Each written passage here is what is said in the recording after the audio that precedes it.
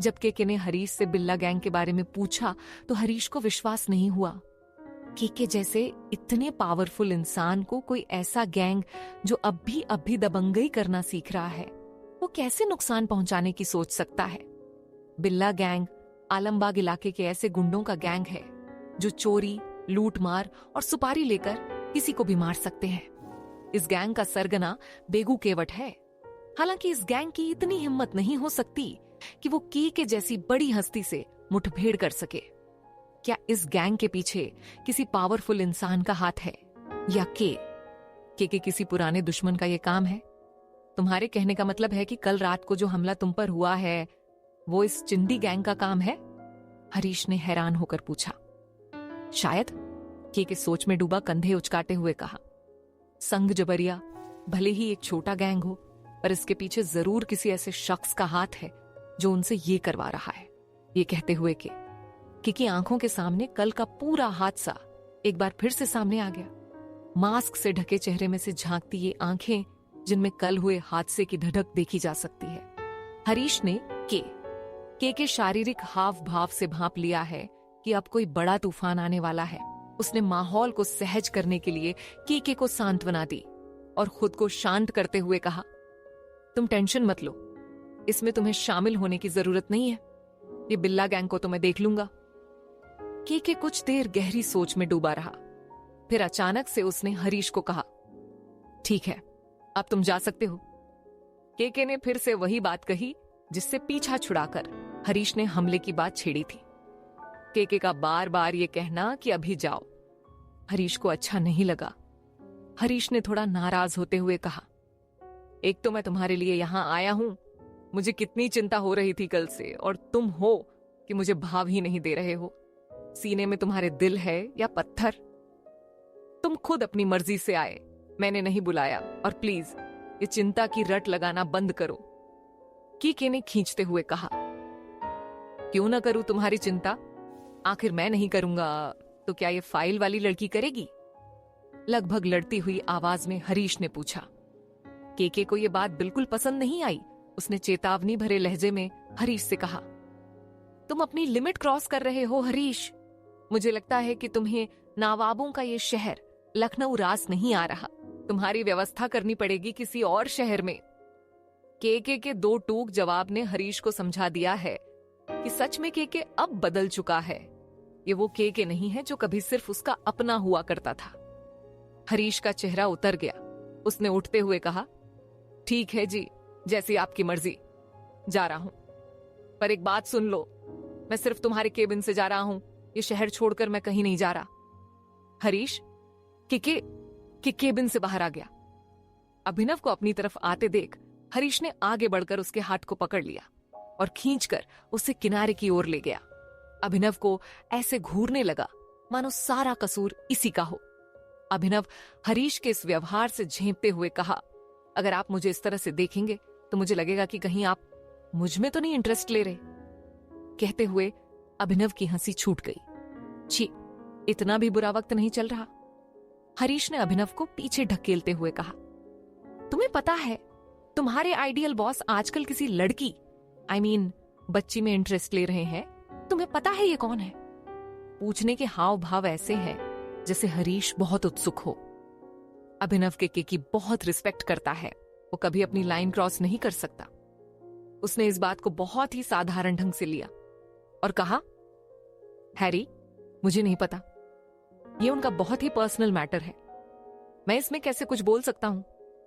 हरीश को पता है कि अभिनव से के की कोई बात निकलवा पाना पानी से पानी छानने जैसा है। उसके बावजूद भी उसने एक ट्राई मारना सही समझा।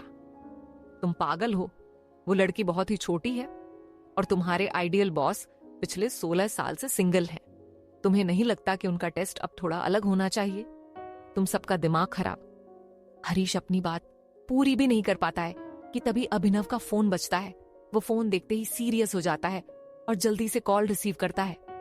हेलो सर, मैं बस, उधर से आवाज आती है, मुझे लगा तुम मर गए। दरअसल ये कॉल के का है जो अपने केबिन में बैठकर अभिनव का इंतजार कर रहा है। नहीं सर, मैं बस आ ही रहा था कि मुझे हैरी सर ने रोक लिया, अभिनव ने हरीश को देखते हुए कहा। हरीश को जब ये पता चला कि फोन पर केके है तो उसने तेज से कहा, मैं कहीं नहीं जा रहा, बोल दो उसको। अभिनव ने किनारे हटकर बात सुनने की कोशिश की कि केके उससे क्या बोल रहा है। 1 मिनट के बाद अभिनव ने कॉल कट की और हरीश से कहा, आज शाम को ही आप लेह के लिए फ्लाइट से निकल रहे हैं, मैं आपकी टिकट करता हूं, ऐसा मेरे आइडियल सर ने कहा है।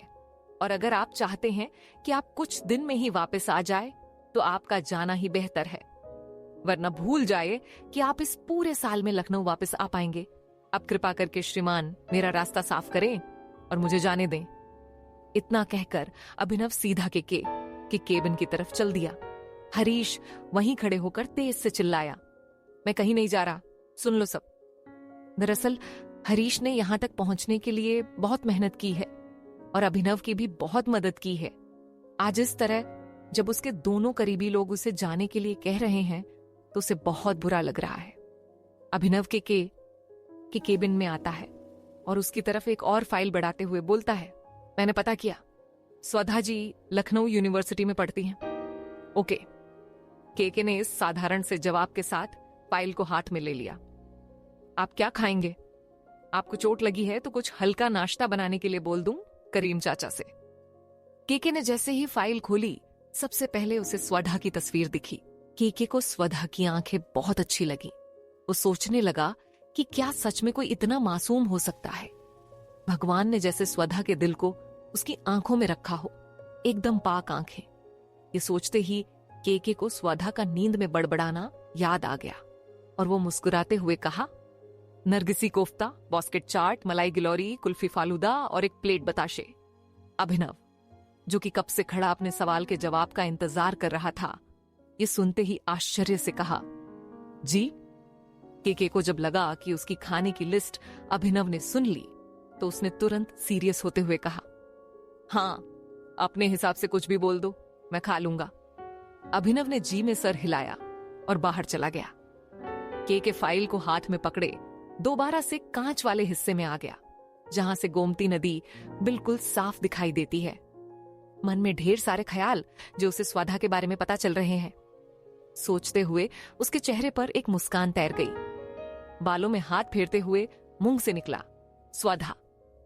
आज की सुबह स्वधा के कमरे पर रात में देर से सोने की वजह से स्वधा को अलार्म सुनाई ही नहीं दिया और उसकी आंख आरती के कॉल से खुलती है।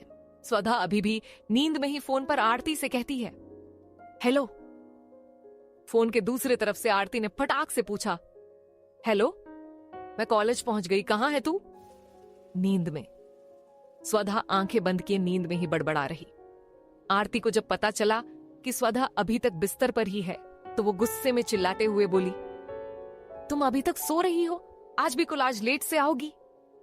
स्वधा को अब थोड़ा होश आया। उसने जल्दी से आंख खोली। उसे याद आया कल रात उसके कमरे में एक मिस्ट्री मैन भी था। उसने तुरंत पलटकर सोफे की तरफ देखा। हे भगवान, कहां गया वो? स्वधा ने कमरे के चारों तरफ नजर दौड़ाते हुए खुद से ही कहा, कौन? कहां गया? दूसरी तरफ से आरती ने पूछा। हाँ, वो कोई नहीं, बिल्ली का बच्चा, पता नहीं कहां चला गया। स्वधा ने बात बनाते हुए आरती से कहा और अभी भी वो किचन की तरफ झांक कर देख रही हैं, कहीं अंदर तो नहीं है वो मिस्ट्री मैन। फोन के दूसरे तरफ से आरती ने सचेत करते हुए कहा, आज भी अगर लेट हुई तो ललिता मैम तुझे मुर्गी बनाकर रखेंगी पूरे टाइम क्लास में। फिर बिल्ली का बच्चा ढूंढने लायक भी नहीं बचेंगी तुम्हारी टांगे। कहते हुए हंस पड़ी आरती। फोन रखते ही स्वधा ने अपने सामान को समेटना शुरू किया। उसने देखा कि उसका पूरा कमरा बिखरा पड़ा है। सोफे के पास मेडिकल किट, टेबल पर किताबें, बैग खुला हुआ, ये सब देखकर उसका सर चकरा गया। उसने जल्दी जल्दी सारे सामान को बड़बड़ाते हुए उनकी जगह रखना शुरू किया। ये सब ना उस मिस्ट्री मैन की वजह से हुआ है। ना ही वो आता और ना ही मुझे आज लेट होता। एक तो मदद करो, ऊपर से अपना ही नुकसान। कौन लिख कर गया है कि भला करना अच्छा काम होता है, खाक अच्छा होता है? आज तो मेरी क्लास लगने से कोई नहीं रोक सकता। पता नहीं भगवान जब मेरी किस्मत लिख रहे थे तो उनके यहां लाइट चली गई थी क्या? सब टेढ़ा मेढ़ा लिख दिया है। अब कोई मरे या मारे, मैं किसी की कोई मदद नहीं करने वाली। भाड़ में जाए सब। आज से बस खुद से मतलब रखूंगी।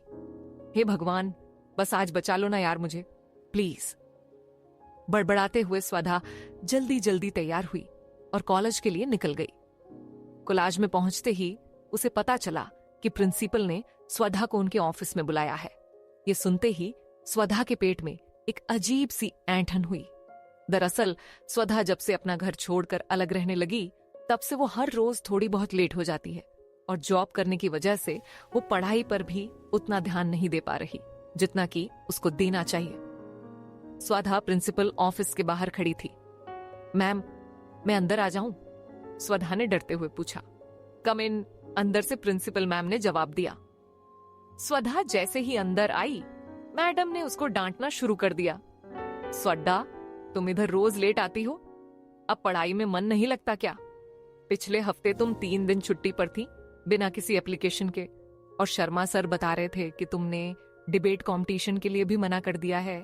अगर ऐसा चलेगा तो मुझे तुम्हारे पेरेंट्स से बात करनी पड़ेगी, कल लेकर आना उनको।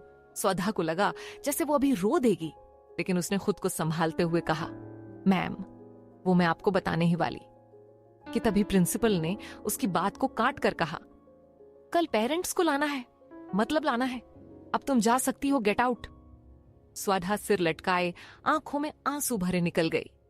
आज दिन ही खराब है, एक तो कल ढंग से सोई नहीं, ऊपर से सुबह सुबह डांट भी खा गई। ये सब मेरे साथ ही क्यों होता है यार? स्वधा खुद में बुदबुदाते हुए कॉलेज की सीढ़ियां चढ़ने लगी। इस वक्त अगर उसे किसी से मिलना है तो वो है आरती। वो जल्दी जल्दी सीढ़ियां चढ़ रही थी कि उसने देखा कि सामने से एक लड़की सीढ़ियों से उतर रही है, जिसे देखते ही स्वधा ने तुरंत वापस लौटने का फैसला किया और जल्दी जल्दी सीढ़ियां उतरने लगी। क्या स्वधा के पेरेंट्स उसके कॉलेज आएंगे? क्या होगा जब स्वधा को पता चलेगा कि उसकी जिंदगी में ये छोटी मोटी मुश्किलों के बीच एक तूफान आने वाला है? स्वधा के ख्यालों में खोया हुआ के का अगला कदम क्या होगा? आखिर कौन है ये लड़की जिसको देखते ही स्वधा वापस जाना चाहती है? देखिए अगले पार्ट में।